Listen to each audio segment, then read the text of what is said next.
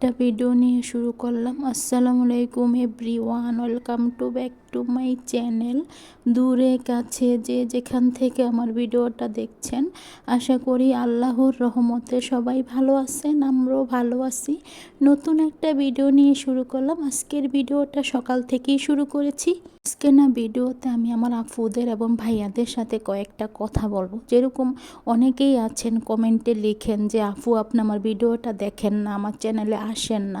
আমি তাদেরকেই বলছি, ধরেন আপনার চ্যানেলে 1000 সাবস্ক্রাইবার বা আমার চ্যানেলে 700 সাবস্ক্রাইবার ভিতরে দেখা গেছে কিন্তু 700 লোক কিন্তু আমার ভিডিওটা দেখছে না, বা 600 যে সাবস্ক্রাইবার হয়েছে 600 লোকও কিন্তু আমার ভিডিওটা দেখছে না। জোরে গেলে 10 জন বা 20 জন ভিডিও দেখে, সবাই কিন্তু সবার ভিডিওটা দেখে না। তার জন্য বললাম, অনেকেই হয়তো বা বিশ্বাস করেন না যে আমি আপনাদের ভিডিওগুলো দেখি বা আমি আপনাদের চ্যানেলে যাই, অনেকেই বিশ্বাস করেন না। তার জন্য বললাম কথাটা। আজকে কথাগুলো বলতাম না, মানে অনেকেই কমেন্টে লিখেন যে আপু আপনি আমার ভিডিওটা ঠিক মতো দেখেন না, আমার চ্যানেলে আসেন না, আমাকে ভুলে গিয়েছেন। আচ্ছা আমি বলবো কাকে বলুন তো?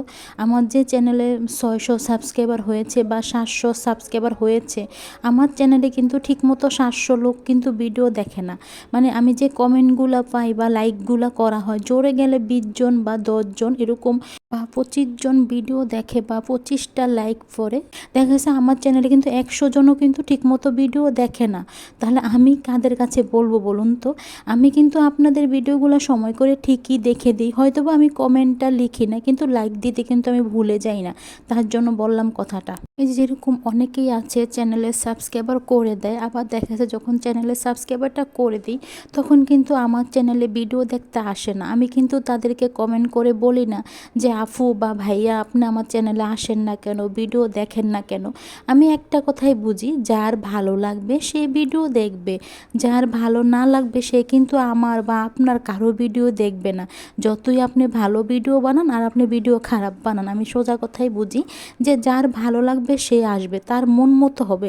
এটা কিন্তু আমার ইচ্ছাকৃতভাবে হবে না যে আমি জোর করে বলবো যে আমার ভিডিওটা দেখতে হবে, আমার চ্যানেলে কেন আসবেন না, এটা কিন্তু আমি বলতে পারবো না কাউকে।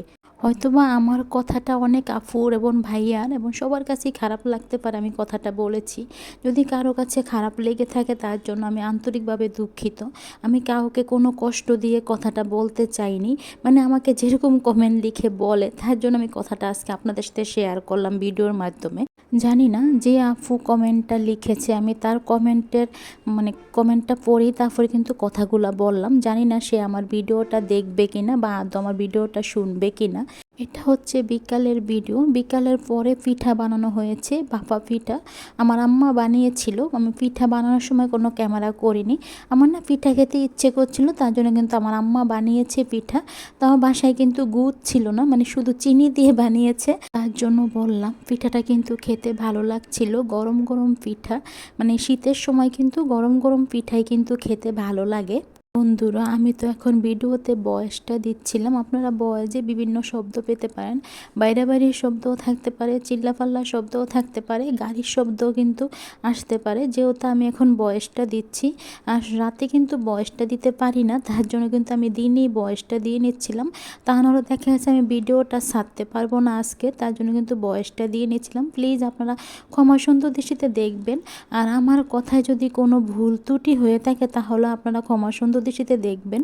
আবারও বলছি, যদি কেউ নতুন এসে থাকেন আমার চ্যানেলে, যদি আমার ভিডিওটা ভালো লাগে প্লিজ লাইক দিয়ে ভিডিওটা দেখা শুরু করবেন। আর যদি একবারে বেশি ভালো লেগে যায় তাহলে আমার চ্যানেলটা সাবস্ক্রাইব করে রেখে দেবেন, সাথে সুন্দর একটি কমেন্ট করে যাবেন, তাহলে আমি কমেন্ট ধরে আপনাদের চ্যানেল থেকে ঘুরে আসতে পারবো।